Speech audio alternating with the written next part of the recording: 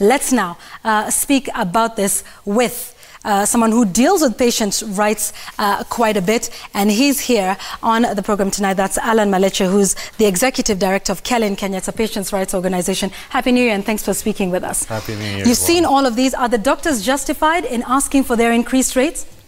Well, it's a very difficult question that you pose, Yvonne. I think the doctor's fee is one of the issues that leads to a higher cost of health, but I'd want to say I agree with the doctors to the extent that efforts must be made to invest in the public sector so that if the public sector is working, you do not have the incentive to go to a private sector. You just spoke about that only 3% of Kenyans have an insurance cover. Another 17% have NHIF. The other percentage that's left, that's close to 70 or 80, means they literally pay from their pockets to go to hospital. And those are some of the people that we work with. And so for them, the dream of even walking to a private hospital to access those services and pay those fees is not possible. They're experiencing that hardship within the public health sector. And so the issue of fees is one of the issues, but it's not the main issue to address the catastrophic costs that are leading to people becoming poor, that are leading to families being impoverished in terms of accessing healthcare services.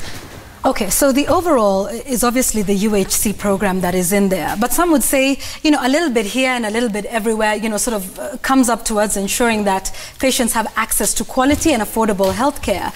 So how does this play out in the UHC plan as a whole? Some would say, let the doctors lower their fees. Let's ensure that KEMSA is doing what it's supposed to be doing with supplies and making sure that they're affordable and available, and that, you know, we need to get a little bit from wherever we can, and that perhaps doctors shouldn't be so adamant. How does this play out for the patient? Because, I mean, for fees of up to 7,000 shillings for a specialist, that's way out of reach for the average Kenyan. Well, the reason why I, to a certain extent, agree with what the doctors are saying in terms of strengthening the public health sector, in the public health sector, you don't pay for the specialist. You don't pay for the doctor.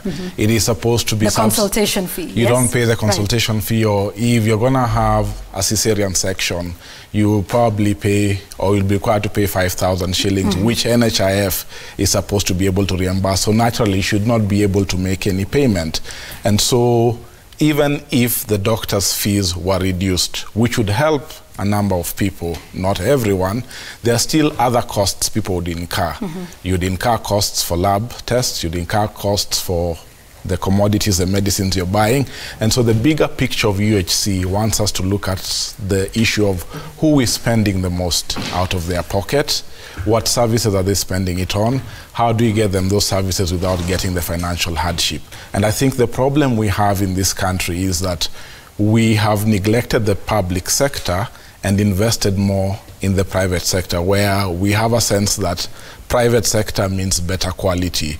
But what the ministry or the county governments need to do is ensure that the service that's available in private hospital X is the same service that's available in public hospital X. And they can only do that by being able to audit their health systems, come up with a plan so that every Kenyan knows these are the national health facilities. All right. This is what they are missing, and this is the plan by the national government to make these facilities meet the standards that every Kenyan can attend. Who speaks for the patient? Right now, it seems like the Parliamentary Health Committee is, you know, sort of doing that in proposing, at least in this instance, a reduction of doctors' fees. But that aside, who really speaks for the patient? Because we see a lot of, you know, big names, the board, we see insurance companies, there's a parliamentary committee on health, which is perhaps doing what it's supposed to, which is representation, you know, for the people that they serve.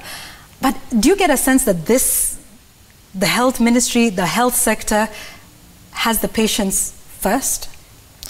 Unfortunately not, because for patients or anyone who accesses healthcare services to be involved in any conversation, you need information. If you look at the website of the Ministry of Health, if you look at the website of the 4 counties that are piloting the UHC project, none of them has the MOU on their website. None of them can tell you what services that they are giving. And so anyone who genuinely wants to engage and have a conversation with them will not know. We had a health benefits advisory panel that was headed by Professor Kokwaro. This panel was supposed to tell us how much does it cost to treat a person with cancer? How much does it cost for a lady to go and have a normal delivery? How much does it cost? We have not seen that report.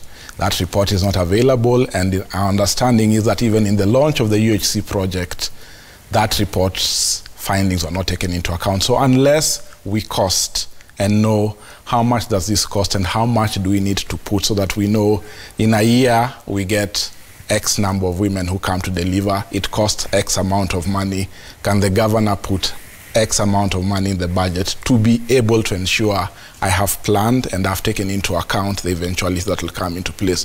So the patients suffer a lot, and even those of us who advocate for the rights of the patients, access to information remains a challenge. The Constitution says you have got the right to information, you have the Access to Information Act, you have the Commission of Administration of Justice, but there's nothing. Okay, there's completely nothing. So access to information will be the first thing to empowering patients. All right, thank you very much.